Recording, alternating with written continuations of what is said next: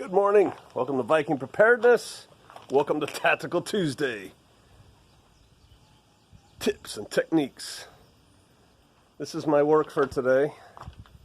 I need to cut up some more of these right here. I'm building shelving with those bad boys. So I'm going to cut up another 4 shelves. Another 4 shelves. And then we got to get this wood out of here. And I would like to say we were going to paint it in the truck, because I don't care if paint gets on my truck. It's just easy to handle it up here and then move it. But the weatherman, doesn't take a weatherman to know which way the wind blows. Yeah, I know. That's a mess. The cardboard's going in the garden, getting covered by the mulch. The wheels are going to storage. That's spare backup wheels for the 4-wheeler. This is our new pump, which now I have to find a place for it because it's supposed to rain tomorrow. They said no rain. They said rain, then no rain, then rain, then no rain, then definitely no rain for 10 days. And yeah, now they're saying rain. And so I've got to do some things in conjunction with said rain. One of them is find a nice place for my pump, because it's a brand new pump and it worked well. This is the ICB tote. It's on the smaller side as ICB totes go. We have some other ones that hold 275 gallons. This one doesn't. I don't know how much that holds, but it's a little bit smaller. We only filled it about 2/3 of the way, and this truck was squatting. This truck's on its last legs. Guineas. We're down to 2. We'll soon be down to none. Let's walk over here now, because we're going to have a little tactical chat. Yeah, let's see the goats. Woo. There we go. What a bucolic scene. Goats in the background. All right. LARPing. What is that? Live action role playing. A bunch of Dungeons and Dragons people make their little costumes and go do things. Probably dress up.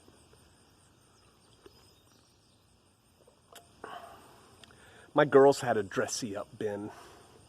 It was some big pirate chest looking thing made out of plastic.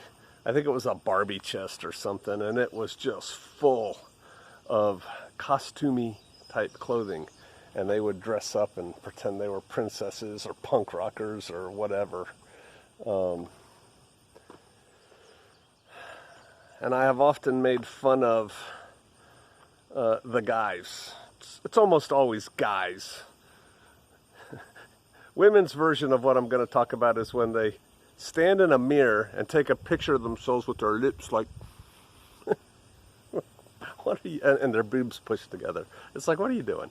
But the guy version of that is they get their kit on or their rifle and they stand there and they take a picture looking scary in their bedroom. or at best in their living room. Come on, man. Let's talk about that. The latest thing this morning, at least for me, I've been out of it for a while. I still owe a lot of y'all emails. People, you and others have been donating to the fellowship hall that we're building. Thank you. And I haven't written your personal emails yet. I'm sorry, I'm smoked here. But, so I've been busy. But what's been going on in the news that I saw today was, I don't think it was the Zetas. CDN, that's their call sign. It's a cartel in Mexico. And they just put out a video of, to the untrained eye, very scary, man, of up-armored vehicles with cool camo paint jobs. And all these guys, it looked like about 100 of them. Roughly. I didn't count, but good guess. upwards of 100. So that's a company in military terms, of guys all in pretty much the same uniform, camouflage uniform with gear, rifles, machine guns, grenade launchers, all lined up on a road, going, "Riba, riba!" I don't speak Spanish, saying something. And it's like, this is coming. Get ready. Are you ready? I saw it on a lot of different boards. Are you ready to handle something like this? And there's an excellent, I hadn't put my full analytical brain power on this video. I just watched it once through, and I was snorting at a couple things like that. But other things I was thinking, yeah, that's something. And then I read an excellent article. So if you know the video I'm talking about, and I'll probably maybe sometime today post that video up here also. If you don't know what I'm talking about, but it's everywhere. There's a really good write-up on Breitbart where they interview a retired lieutenant colonel or colonel from Texas, and he analyzes the video. I think he did a good job. It's worth reading. You should watch the video first. And to get really good learning out of it, you should watch the video, try to analyze it yourself, and then go read his comments, because his comments are good. Well-reasoned, well thought out, based on experience. I can't do better, really, so I'm not going to try. So there's that. Those guys. The cartel. People talk about, they're a threat to the government of Mexico, GOM. Probably are. That country is so corrupt. And then the wild speculations and this, that, and the other thing. They could come into Texas. Actually, they could make a short foray into Tejas if they wanted to for a particular purpose. And they would provide a threat. And then put that on a shelf. What do they call themselves? NFAC? All the black people in black clothing with rifles did that march on Stone Mountain, Georgia with a lot of rhetoric, right? Look at us, we're coming for you. I definitely did a breakdown, at least for the Warriors, on them. Unimpressed. I'm unimpressed with their apparent lack of tactical ability and knowledge. I'm not unimpressed that they got 100 people together. Again, it was about 100, all in uniform with weaponry. That was pretty good. So we already saw that, talked about that. A couple years ago, Southern Poverty Law Center, who is un-American, they were big, and I used to get there because of my job. They did like a monthly intel report or something. They probably still do, but it came across my desk in a job. That was years ago. They were big on trying, the militia this and the militia that, and they pose a big threat to the country, and no, they don't. But there are better organized militia groups, 3%er groups, whatever, and then there are the coffee clubs, that just get together and drink coffee and bitch about their country and take pictures. Gotta have the group picture.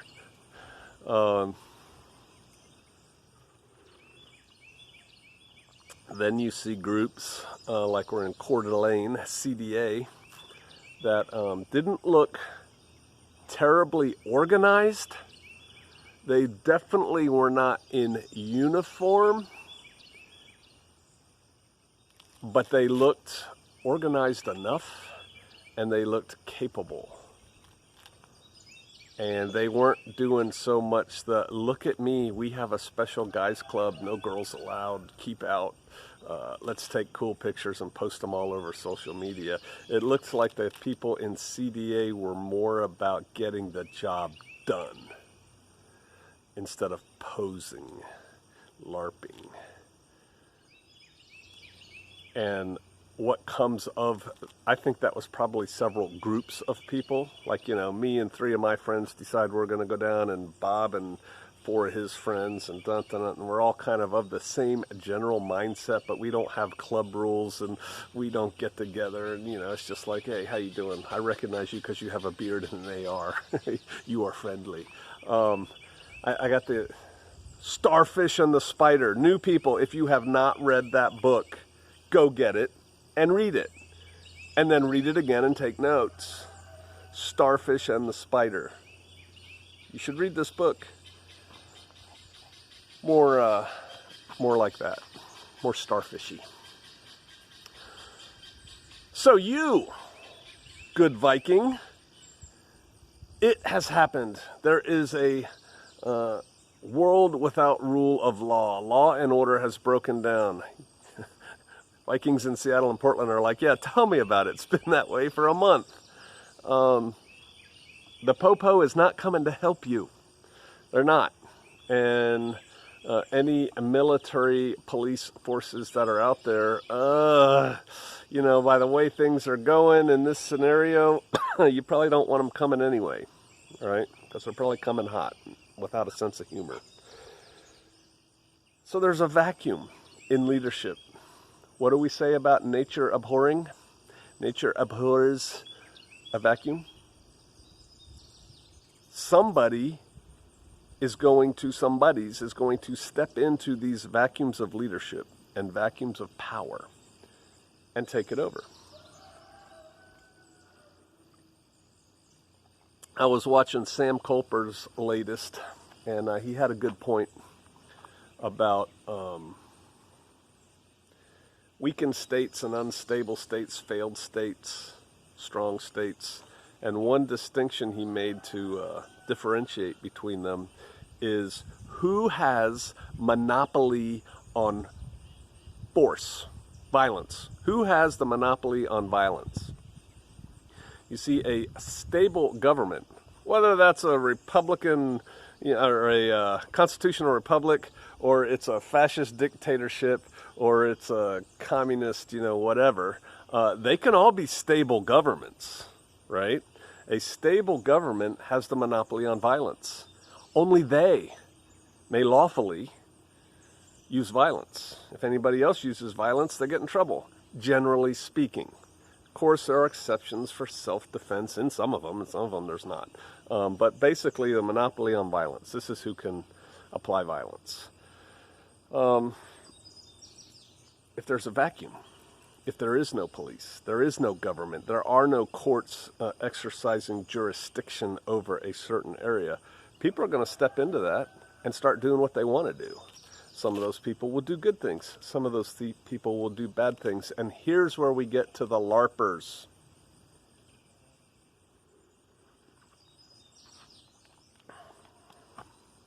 The LARPers are pre-set up. I'm calling them that because I wasn't overly impressed with the Mexican cartel thing or with the Black Lives Matter or NFAC people. It's like, whatever.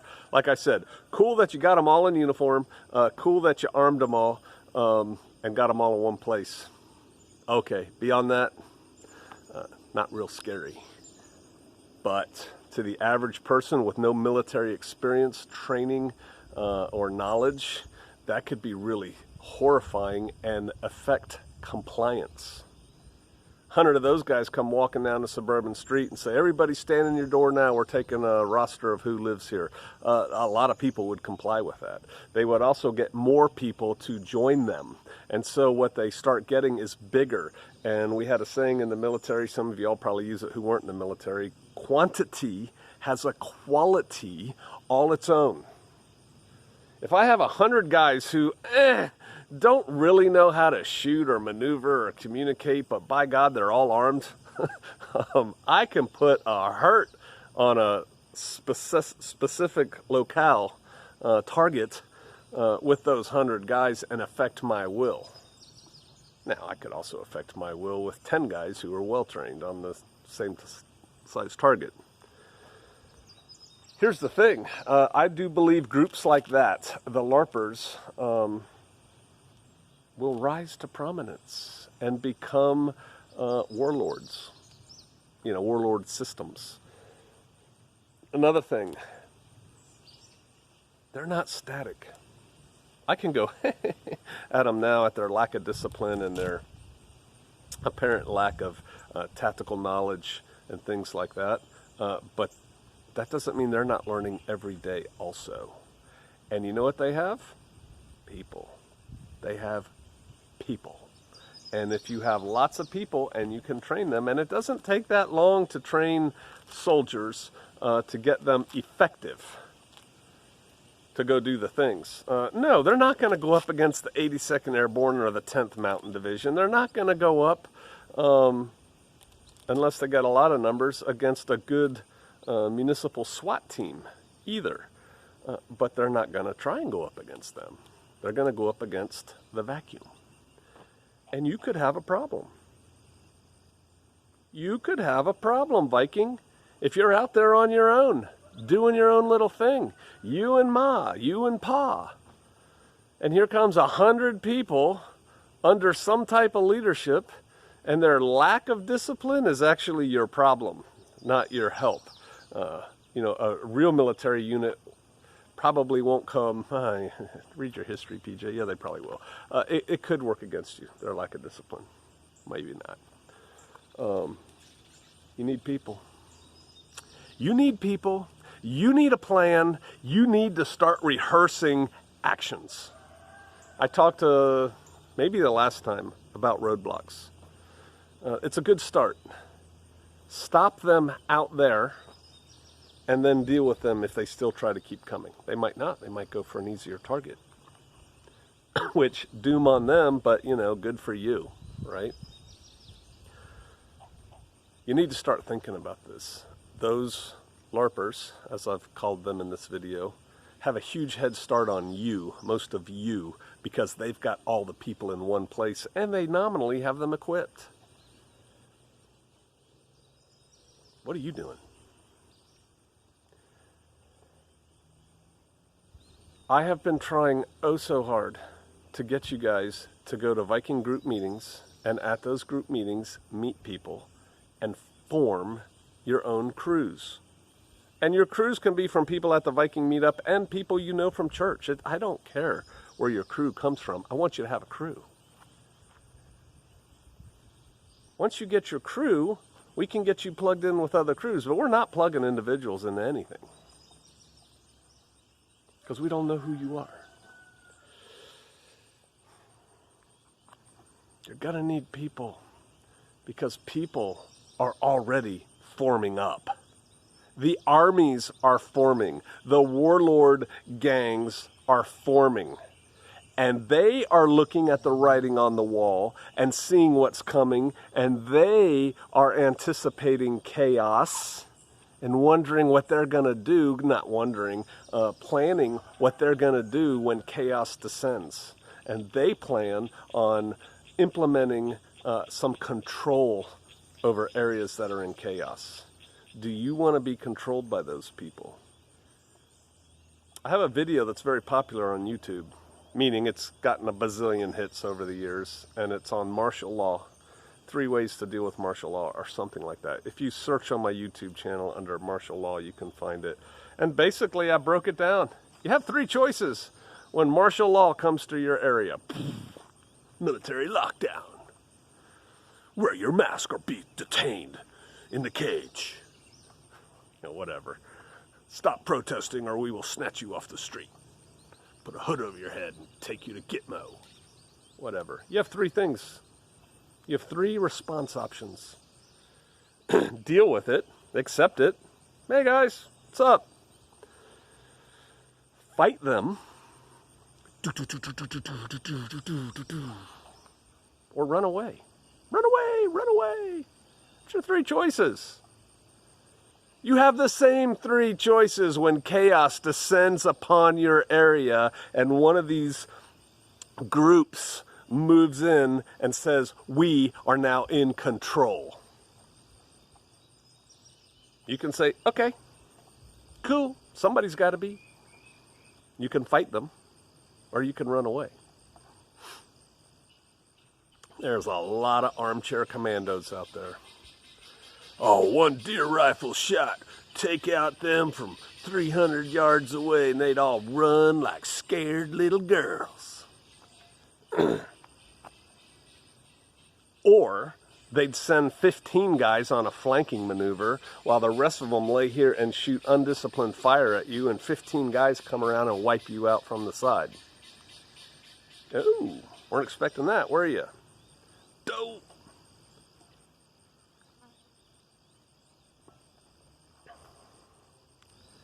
Most of these problems will be in built-up areas, but not all.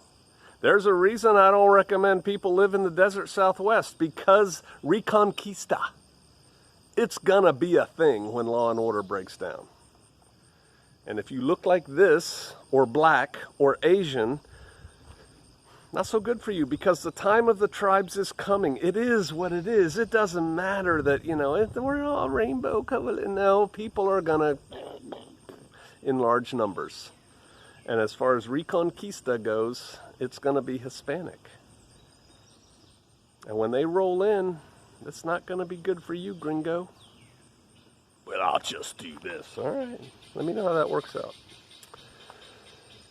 The tribes are forming. I believe they have a head start on you. You're goofing around talking about how you can't make a meeting that's 2.5 hours away because, well, I've got something else to do. You're not even close to being part of a group that can actually take action to hold what you hold dear and not succumb to despotism. You need people, you need to get training, and you are so far behind the power curve. Well, what can we do? You know what to do. I told you what to do. Find people, get together, start training. Pray you can find a former military person, combat arms, who understands maneuver.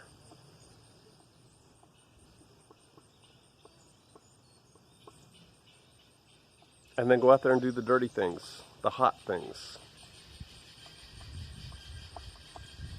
All right, and read The Starfish and the Spider. It's a great book. It's a short read. You can do it. All right, I'm interested in your comments. I have so much work to do today. Oh my goodness. It never ends. And actually, Sister Kate and I were thinking about taking a 0 day today. She said, you know, we can take a 0 day. That's a hiker parlance for we're not hiking today. We're just chilling.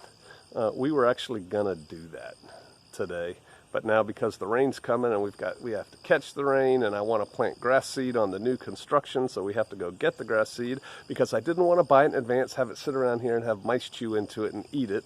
I don't want to buy it and scatter it when it's dry because the birds will eat it. I want to scatter the seed, lay straw upon it right before it rains, so everything works out. See, I know I just gave you a tactical video, but really I'm thinking about homesteady things. All right? All right. Think about these things. I'll see you out there.